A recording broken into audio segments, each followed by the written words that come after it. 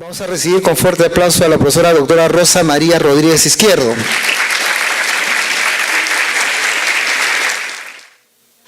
Ella va a hacerse cargo del tema educación inclusiva y atención a la diversidad. ¿Okay? Muy buenos días a todos y a todas. Espero que hayan tenido muy buen descanso. Iniciamos un nuevo día con entusiasmo y con ganas de seguir compartiendo y aprendiendo conjuntamente.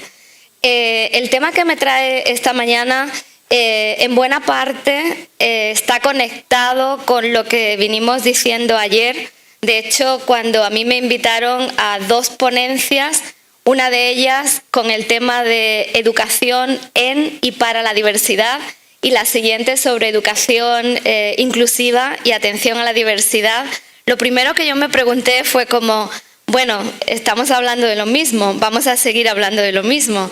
Vamos a seguir en esta línea, ¿no?, de búsqueda sobre, por una parte, cuál es el origen y cuál es el sentido de la educación inclusiva. ¿Desde cuándo empezamos, ¿no?, en el ámbito pedagógico a interesarnos y a preocuparnos por la educación inclusiva? Después vamos a intentar acordar un poco qué significados puede tener la educación inclusiva. Es un término polisémico, como casi todos en educación, con muchísimos significados diferentes. En un tercer momento les voy a ofrecer algunas ideas de cómo hay un tránsito, hay un cambio de paradigma, del paradigma de la integración al paradigma de la inclusión y qué significa eso.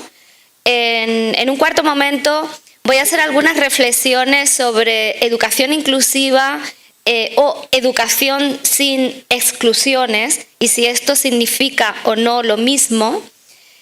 Finalmente, veremos algunos de los principios y características de las escuelas inclusivas y algunas ideas a modo de inicio que vamos a continuar posteriormente esta tarde en el taller sobre cómo hacer que las escuelas sean más inclusivas. Entonces, en el origen, ¿no?, y el sentido de la educación inclusiva, si bien hay autores y autoras que defienden que la educación siempre ha pretendido ser inclusiva y que de suyo el ponerle un adjetivo, ¿no?, un segundo término junto al concepto de educación es como redundante, es decir, que la educación o es inclusiva o no es educación.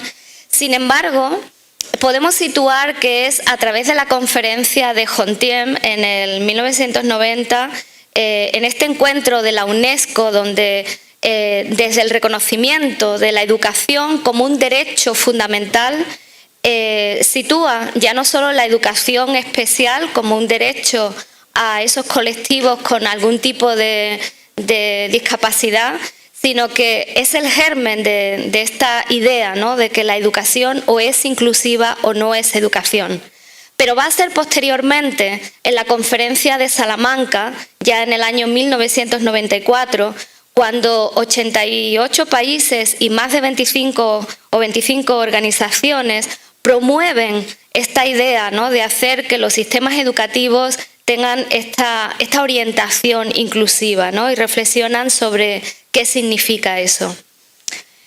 En la Declaración de Salamanca se alude al hecho de que la orientación inclusiva es fundamental como un derecho. Entonces estamos reconociendo que no es un favor que hacemos a algunos de dejarles entrar en las escuelas, sino que forma parte de un derecho, como he dicho antes, dentro del marco de los derechos humanos, y que este derecho para todos y todas no solamente se refiere o está vinculado a las personas con necesidades educativas especiales, sino que se vincula a todos y todas los estudiantes, pero particularmente aquellos colectivos que se consideran que están en especial riesgo o que están en especial vulnerabilidad. Así pues, la inclusión implica la mejora escolar a través de la reestructuración. está vinculada, si quieren, a la innovación educativa, a la innovación de las políticas educativas, políticas estatales, políticas provinciales, pero también a las políticas escolares de cada una de las escuelas, de cada uno de los centros educativos.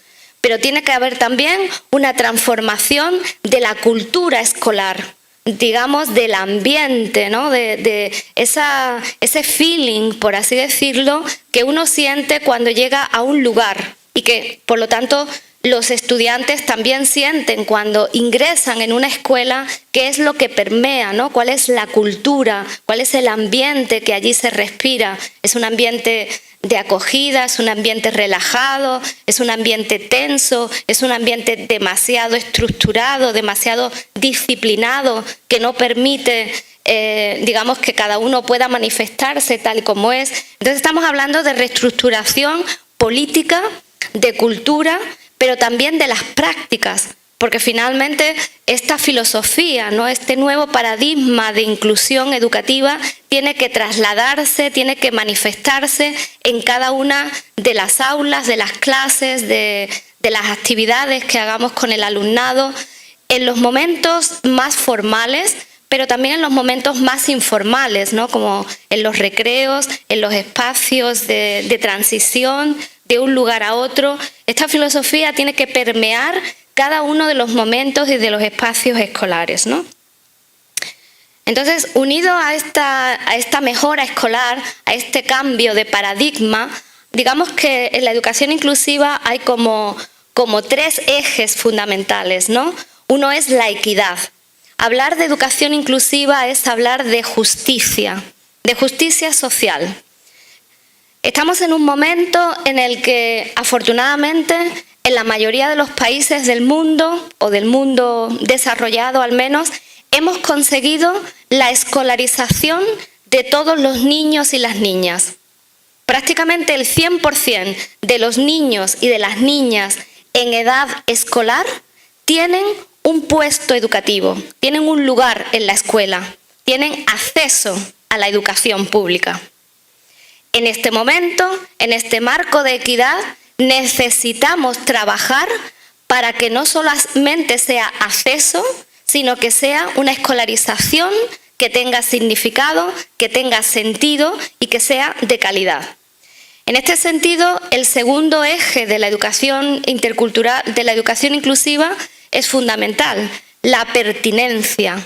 Es hacer que cada actuación, que cada una de las actividades, que cada una de las acciones que realizamos con los estudiantes tenga sentido, tenga significado, estén llenos de vida, que no sea una acumulación de actividades que se hacen porque hay que hacerse, sino que sean actividades que llenen, ¿no?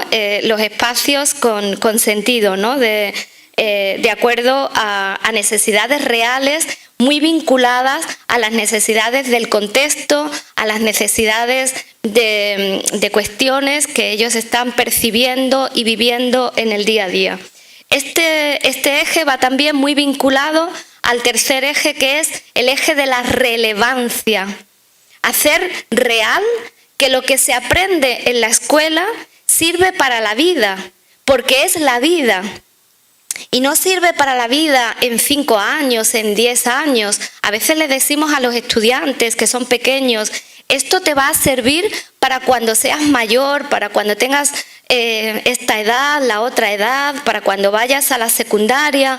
No, los chicos tienen que percibir que la relevancia de lo que aprenden hoy es para su vida cotidiana, ya en el ahora, ¿no? Y eso es promover aprendizajes significativos, que tienen sentido, que les hacen sentido, que cobran relevancia.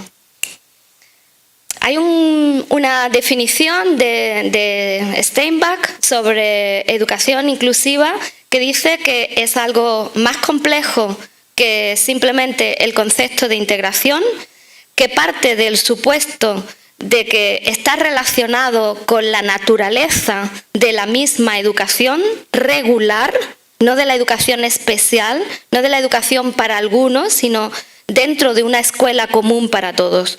Dice, la escuela inclusiva implica que todos los niños y niñas de una determinada comunidad aprendan juntos, que nadie esté fuera del aula, que no se saque a nadie fuera del aula, que no haya espacios especiales, aulas específicas para alumnos especiales, sino que es dentro de las condiciones del aula ordinaria donde conjuntamente todos tienen que aprender a convivir, aprender unos de otros y aprender las mismas cosas, pero de manera diferente. Eso sí, esto va a tener una traducción directa en que vamos a adecuar metodologías para distintos modos y ritmos de aprendizaje, como decíamos ayer, ¿no?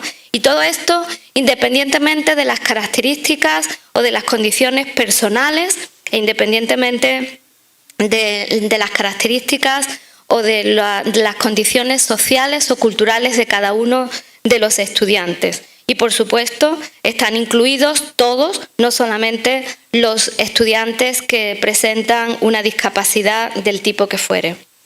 Por lo tanto, cuando hablamos de educación inclusiva, estamos hablando de cambios, de modificaciones.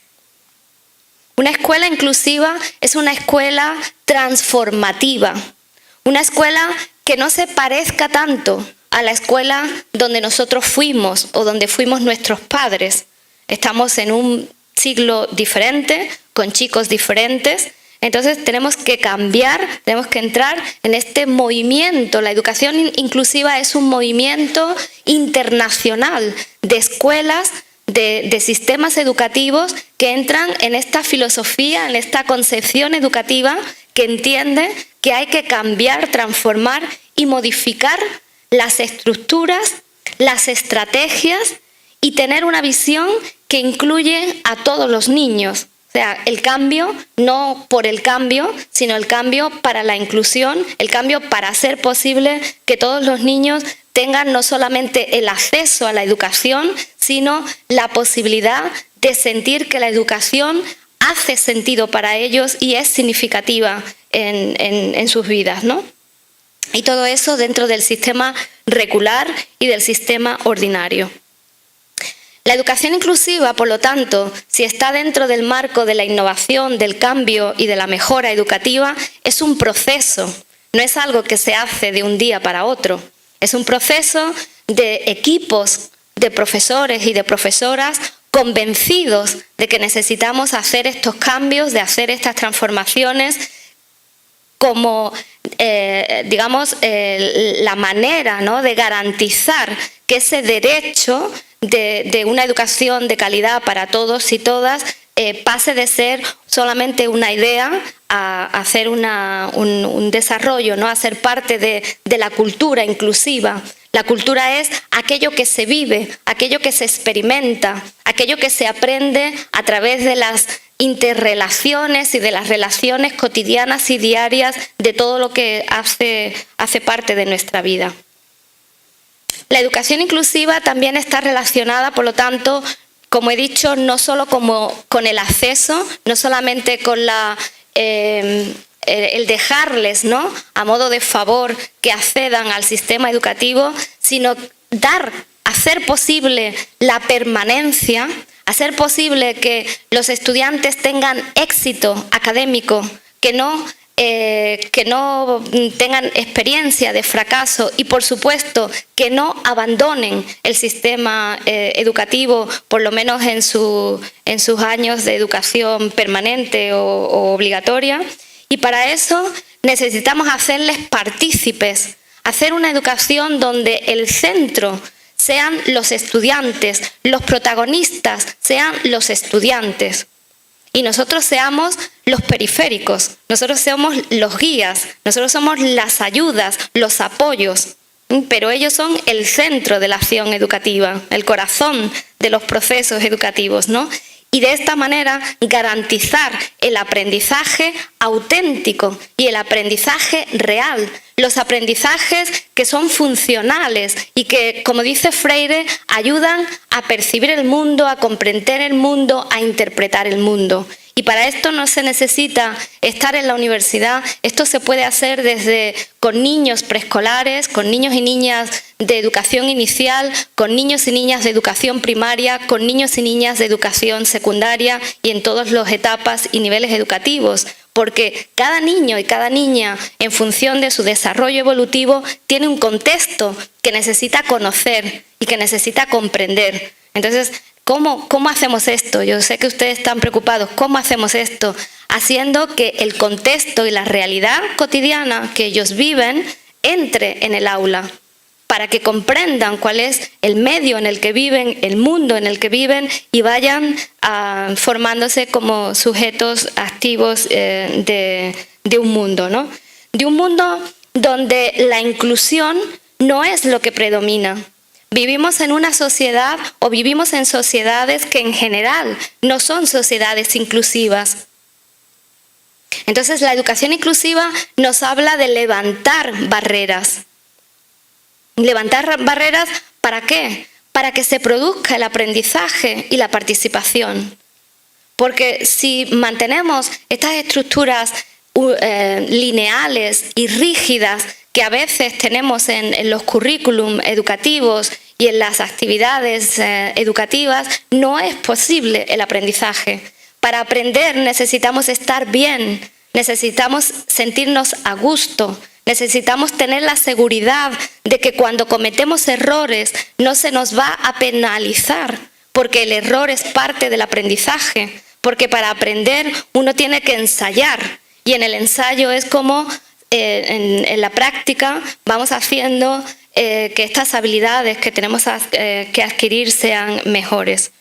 Las barreras en la educación inclusiva tienen que ver también con barreras socioculturales. Las principales barreras que tienen muchos de los grupos que acceden a la educación y que son más vulnerables son barreras que tienen que ver con un sistema económico no justo, que tienen que ver con la discriminación solo por el mero hecho de que pertenecen a un grupo minoritario o a un grupo que está estigmatizado. Por ninguna razón en particular, sino por pertenecer a esas minorías, ¿no?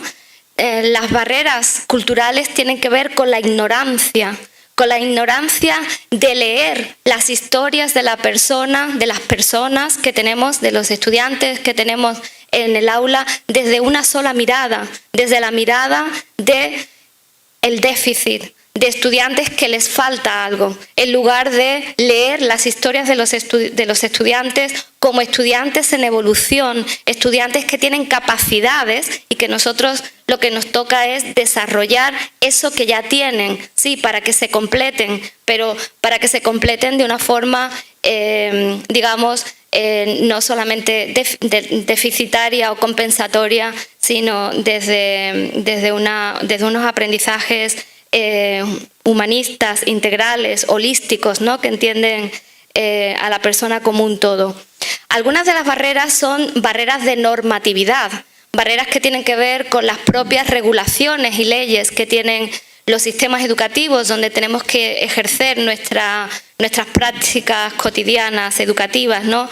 Pueden ser el tamaño del aula, la ratio profesor-alumno, pueden ser sistemas de evaluación que a veces nos llevan solamente a evaluar los aprendizajes cognitivos y dejar de lado otro tipo de aprendizajes también importantes, ¿no? Como son los aprendizajes emocionales, los aprendizajes interculturales, los aprendizajes relacionales, afectivos, emocionales, etc.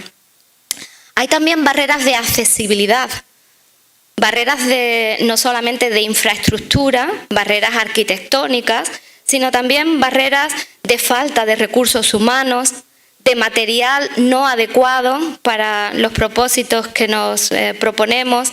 A veces hay falta también de equipamiento, a veces de equipamiento tecnológico. No siempre contamos con las herramientas que sí muchos chicos y chicas están manejando fuera del aula, pero que encuentran que en el aula no tienen su correspondencia y por lo tanto la escuela y lo que ocurre en la escuela les queda lejos, ¿no? Hay una frase que a mí me gusta mucho que dice que tenemos sistemas educativos del siglo XIX, profesores del siglo XX y estudiantes del siglo XXI. Tenemos esta locura, ¿no? Donde tenemos estructuras verticales, jerárquicas, rígidas, lineales, las escuelas, ¿no? Funcionando casi como fábricas.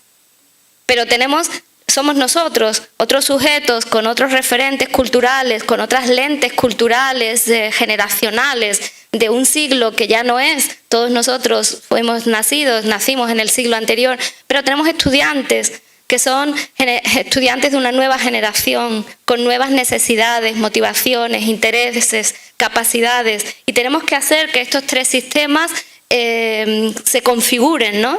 en un mismo proceso educativo. La inclusión también apunta a tres ejes fundamentales. Uno es la presencia, el hecho de la accesibilidad, no solamente asegurar que estén, sino asegurarles que ya que están, tengan lo mejor que puedan tener. El siguiente eje fundamental, estamos hablando de educación, son los aprendizajes, que los aprendizajes sean los mejores y que cada uno de los estudiantes pueda obtener el mejor rendimiento posible dentro de sus capacidades, y las capacidades y por lo tanto el rendimiento de cada uno de los estudiantes será diferente. Y la tercera, muy importante, es la participación, que no estén como convidados de piedra, sino que estén como agentes activos de los procesos que tienen lugar en la escuela, que les demos voz, que escuchemos sus voces, que escuchemos su palabra, que contemos con sus propuestas, con sus inquietudes. Y esto, repito, que no solamente en la secundaria, también en infantil. Los chicos tienen preguntas, son curiosos. Entonces formemos un poco el currículum guiándonos por esas preguntas en base a la curiosidad, y en base a ello trabajemos por proyectos que permitan que ellos se sientan parte, ¿no? y perteneciente de lo que allí ocurre, que no es un proceso que les es ajeno. En la educación, por lo tanto, inclusiva, se dan una serie de desplazamientos.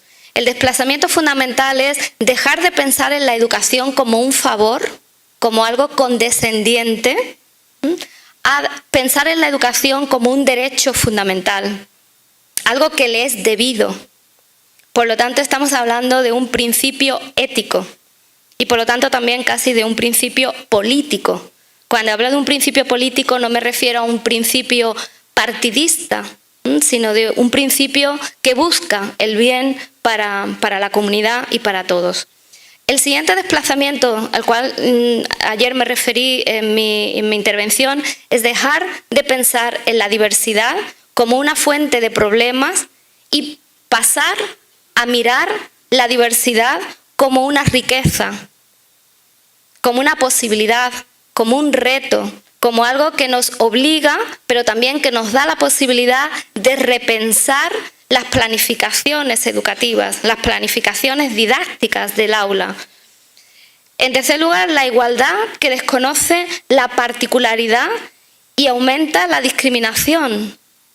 No vamos muy lejos si en las escuelas lo que están aprendiendo los chicos es que hay grupos, el grupo A, el grupo B, el grupo C. Si lo que están aprendiendo los chicos es que hay categorías de sujetos y de personas en función al rendimiento, en función a la atención que reciben.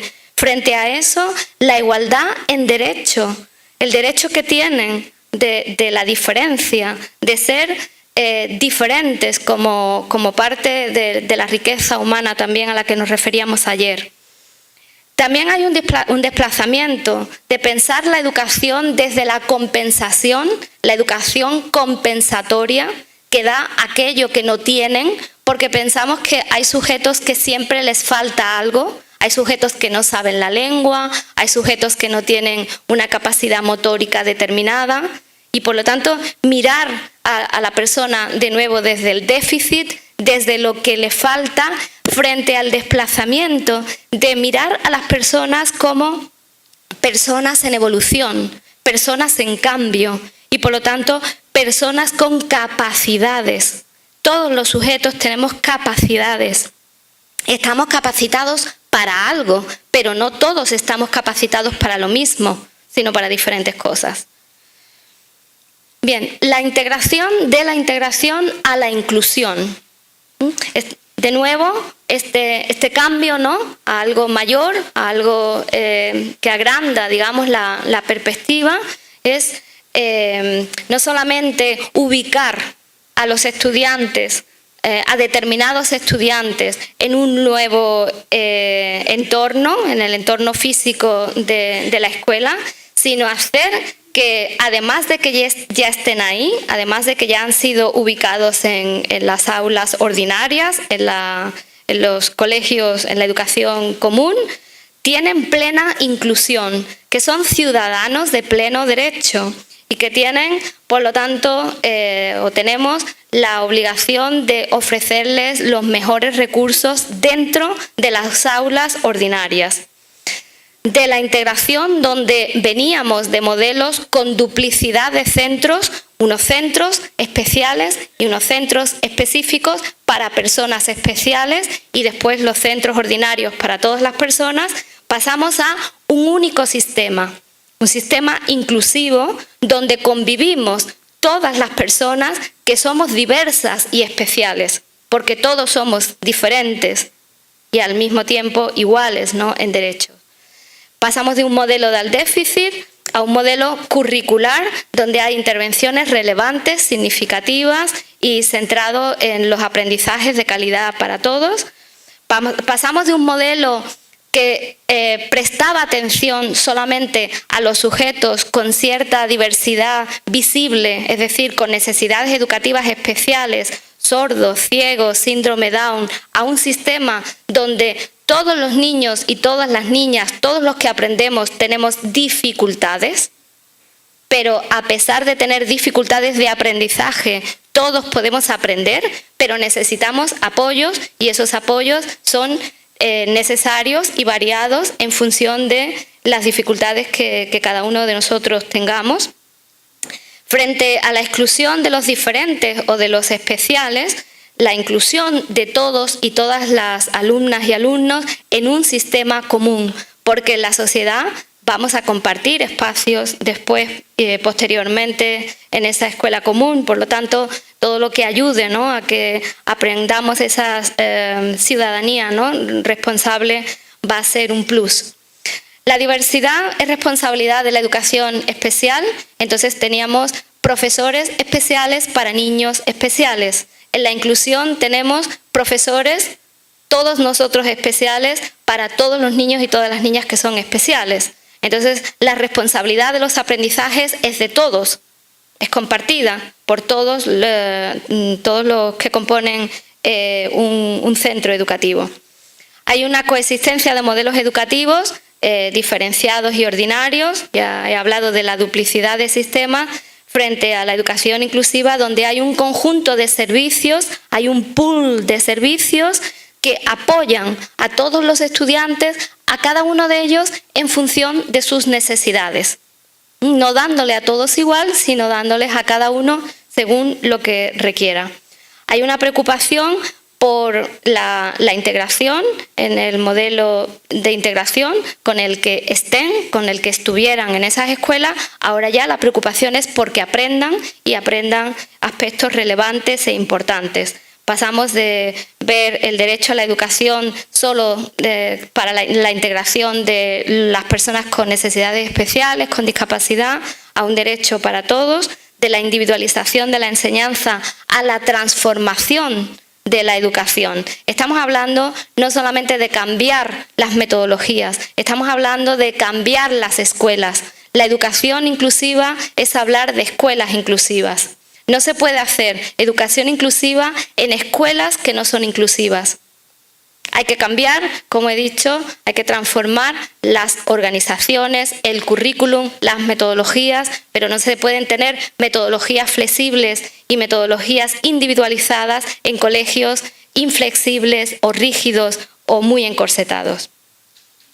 Esto es una representación gráfica, ¿no?, de los 4 modelos clásicos y muy elocuentes, ¿no?, en la forma de ser representados desde la segregación, en la parte derecha de la imagen, a la exclusión, cada uno por separado y fuera del sistema ordinario, a la integración, que ya los tenemos dentro del aula, pero no porque los tengamos dentro del aula quiere decir que estén formando parte del todo, sino que a veces están abandonados, están como convidados de piedra, a veces casi como muebles, ¿no? Uno cuando hace observación etnográfica de las aulas es muy fácil ver cuando hay estudiantes integrados pero no incluidos, porque están dentro del aula pero no están participando de las actividades del aula, porque no pueden, porque no se les está dando el apoyo que requerirían para ser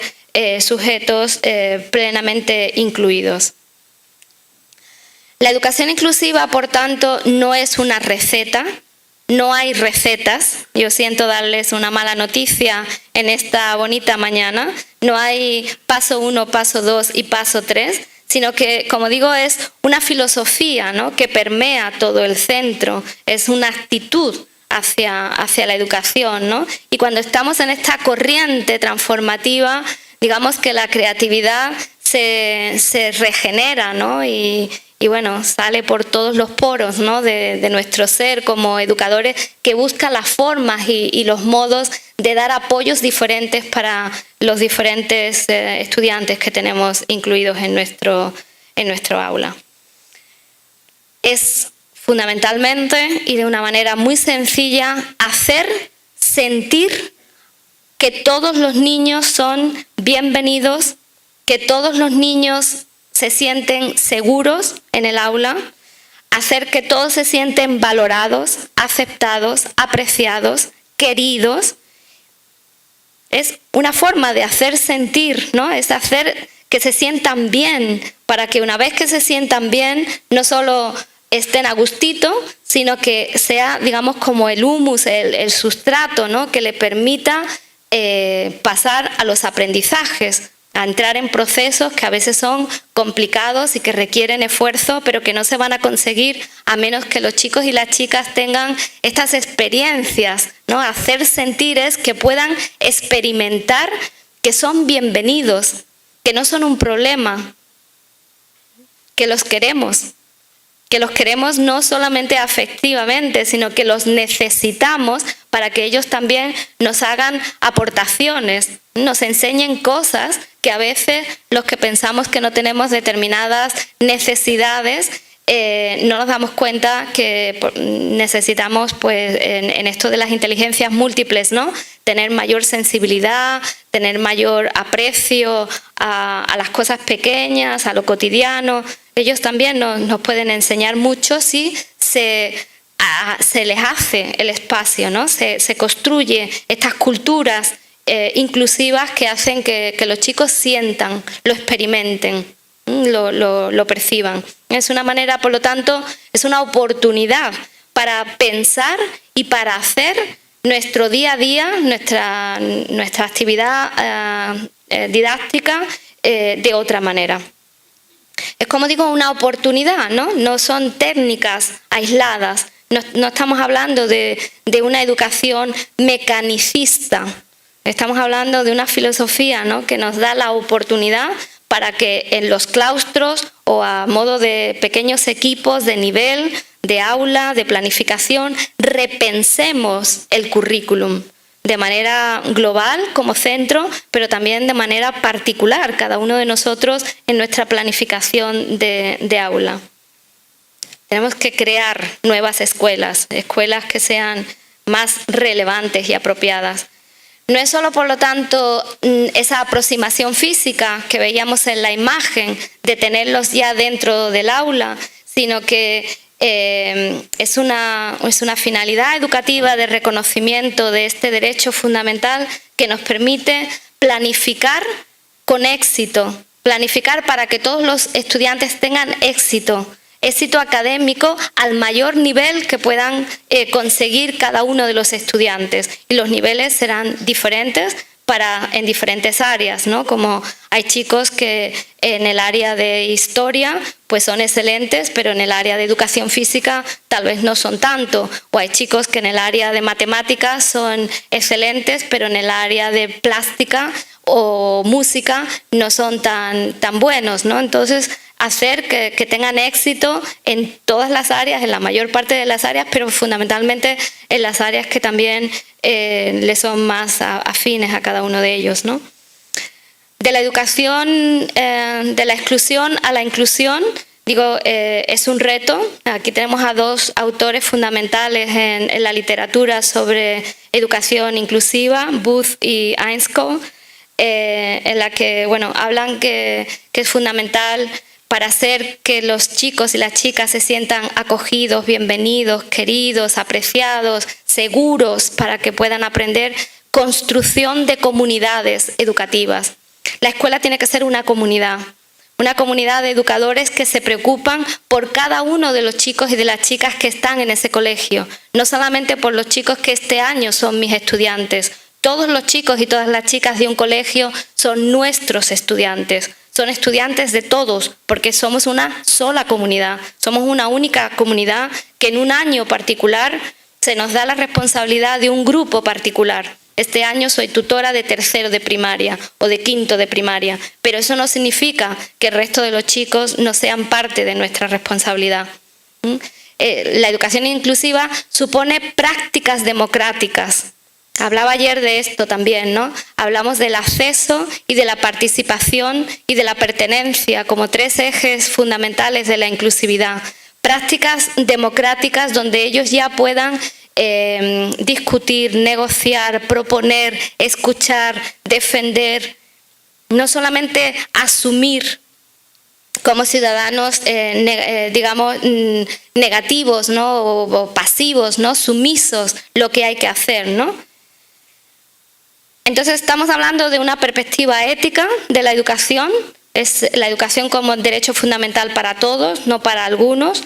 Estamos hablando desde una perspectiva social, comunitaria, de respuesta conjunta, sistémica, orgánica. Es el centro educativo el que es inclusivo. Estamos hablando de una perspectiva organizativa. La institución tiene que organizar su sistema de funcionamiento cotidiano de una forma donde todos puedan tener algo que hacer, decir, para que tengan este sentido de pertenencia, de participación, etcétera. Y desde una perspectiva comunitaria, donde los padres y las madres también no solamente son informados, sino que son también partícipes, porque al fin y al cabo el proyecto de formación de los sujetos es un proyecto único, donde en distintos momentos actuamos distintos agentes, ¿no? Los padres, los maestros y las maestras, habría que hablar de los medios de comunicación, habría que hablar del entorno en general, ¿no? De la exclusión a la inclusión, por una parte podríamos decir que no es un enfoque totalmente nuevo. Si miramos atrás en la historia de la educación, hay distintos pedagogos y pedagogas en el siglo XIX que ya hablaban de estos principios, ¿no? Que un poco están en la filosofía y en la base de la educación inclusiva. Es una inclusión que no se circunscribe al ámbito de la escuela. Creo que los educadores tenemos que hacer una reflexión muy seria de la escuela como un subsistema dentro de un subsistema mucho mayor que es el territorio, el barrio, el entorno. Entonces, no vamos a cambiar la escuela solamente nosotros, la escuela la vamos a cambiar con los agentes sociales que están en la comunidad, con los agentes del tercer sector que también operan en el mismo territorio donde se ubica esta escuela. La vamos a cambiar con el concurso de las familias, con la participación y el trabajo voluntario de muchos ciudadanos y ciudadanas que quieren cooperar en este proceso transformativo de hacer escuelas más inclusivas, más participativas, etcétera. Algunos de los elementos que están ahí ya dije. La cuestión de educación inclusiva o educación sin exclusiones, ¿no? ¿Se puede avanzar en una educación sin exclusiones? Yo creo que si otro mundo es posible, otra escuela es posible, pero la tenemos que hacer posible nosotros. No podemos esperar que vengan a rescatarnos desde fuera la administración educativa, el Ministerio de Educación. Creo que tenemos muchas experiencias ya como educadores para ver que el cambio, si es posible, es un cambio que tiene que venir desde dentro y donde nosotros somos agentes fundamentales. Por supuesto, la participación del liderazgo pedagógico de los equipos directivos, directores, directoras de centro son fundamentales, pero con cada uno de nosotros, ¿no? No podemos esperar que sean las directrices políticas las que cambien nuestras prácticas cotidianas. Los únicos que podemos cambiar las prácticas cotidianas somos cada uno de nosotros, ¿no? Si tenemos esta preocupación por todos y cada uno de los estudiantes que se nos han asignado y especialmente por aquellos estudiantes que observamos y que vemos que tienen mayor desventaja y que están, por lo tanto, en mayor situación de riesgo de una vez que han sido invitados a participar en la escuela, pues pueden quedar al margen, ¿no? Pueden quedar en la cuneta y eso es algo que no nos podemos permitir como educadores y educadoras. Pero al mismo tiempo tenemos que pensar que nuestros hombros solos no lo pueden soportar todo y que por lo tanto necesitamos fortalecernos también con las familias y con otros agentes sociales que puedan colaborar a promover ese sentido de pertenencia, de participación, de aceptación, de crear ambientes que son difíciles de transformar porque fuera los ambientes son muy hostiles y son muy excluyentes y lo que tenemos que hacer es que las escuelas sean como pequeños oasis, ¿no? Donde los chicos y las chicas puedan descansar porque puedan sentir que ahí no son juzgados, sino que ahí son aceptados, son bienvenidos. Pero para eso también nosotros necesitamos crear ese ambiente, ¿no? Esa cultura inclusiva donde nosotros también sentimos eso con nuestros propios colegas, con los propios compañeros y compañeras de claustro con los que compartimos tarea. Algunos principios de la educación inclusiva, aunque algunos ya los he ido formulando.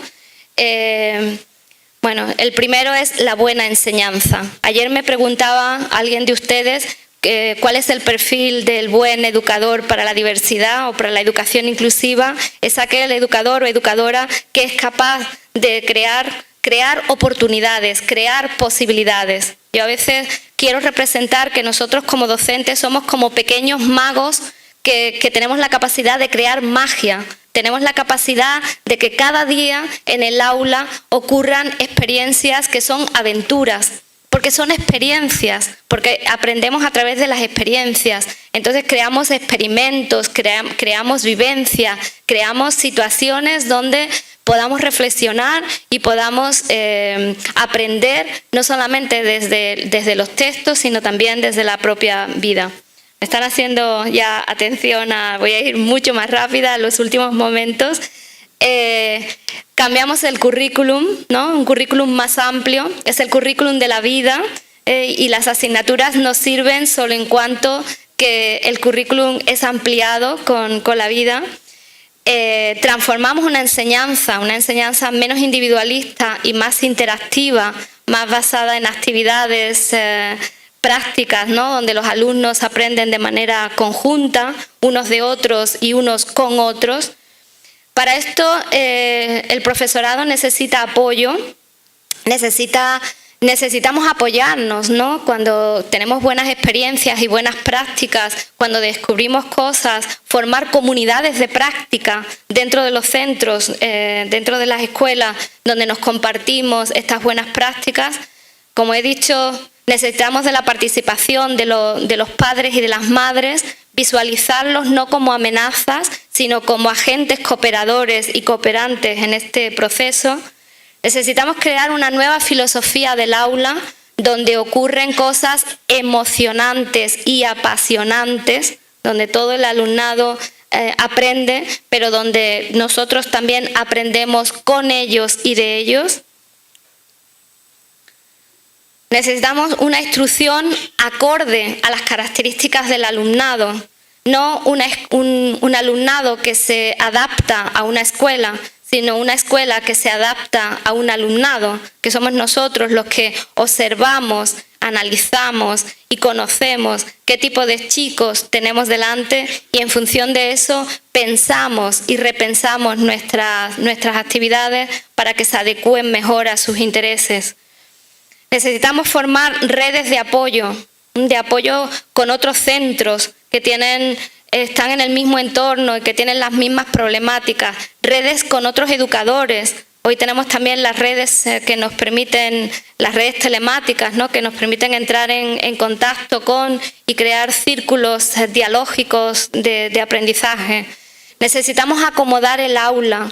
A veces las aulas son frías por muchos carteles y murales que pongamos en el entorno. No acomodamos espacios más amenos, ¿no?, donde a modo de la filosofía de la educación infantil tengamos rincones, ¿no?, donde los chicos puedan en algunos momentos sentarse en el suelo, con cojines, con espacios más cómodos, porque no siempre hay que estar rígidamente delante de un pupitre, ¿no?, y con papel y con lápiz. Hay otros aprendizajes que también se aprenden en otros espacios. El papel del profesorado he dicho que es fundamental, pero también con la comunidad, no solamente solos. Creo que necesitamos abrir mucho más las alianzas, ¿no?, con otros agentes del entorno para crear actividades más individualizadas y para crear actividades más flexibles que se adecúen a esos intereses, motivaciones y capacidades de los estudiantes, desde ellos y con ellos. ¿Cómo hacer que las escuelas sean más inclusivas? Más enseñanza colaborativa, menos trabajo solo yo conmigo mismo y con mi libro de texto y con mi actividad particular, involucrando para que en esa enseñanza colaborativa, que a veces sabemos que también es distractiva porque los estudiantes digamos que se dispersan, ¿no?, puede haber otros adultos también cooperando a que los estudiantes estén centrados en la tarea que queremos que estén realizando. He hablado del trabajo en red con otros centros educativos y también con la comunidad, con el entorno, involucrando más todo lo que tiene que ver con la inteligencia emocional y con los lenguajes multinivel, donde incorporamos la música, donde incorporamos elementos, cuentos, historias, canciones y otros elementos que en principio parecen menos académicos, pero que nos van a llevar a través de ellos a aprendizajes académicos, trabajando más en base a problemas, en base a situaciones que a ellos les preocupan, ¿no?, y con las que quieren avanzar. Y algunas ideas más concretas, ¿no?, de buenas prácticas. Usar todas las experiencias de los padres y de las madres, bien de los chicos que tenemos en el colegio o de otros padres y madres que ya no tienen chicos en el colegio, pero que quieren seguir colaborando con el centro educativo. Usar a las abuelas o a las personas mayores del entorno, a voluntarios, como recursos para desarrollar esas habilidades que nosotros no tenemos, pero que ellos sí tienen. A veces, por ejemplo, queremos introducir aplicaciones telemáticas o tecnológicas que nosotros no dominamos, pero sí hay jóvenes en el entorno, jóvenes universitarios o jóvenes que pueden estar haciendo sus prácticas de formación de inicial del profesorado, otras muchas, ¿no? Usar a todos los agentes que nos puedan aportar algo, como usar los recursos del tercer sector y de las ONGs que trabajan en el entorno. En definitiva, buenas prácticas de creatividad, donde no seamos nosotros los únicos responsables, sino que seamos corresponsables con una comunidad que educa. Y lo voy a dejar aquí porque creo que incluso después de haberme pasado el momento del tiempo ya abusé de su paciencia. Muchísimas gracias y quedamos abiertos para en el taller trabajar más específicamente. Gracias.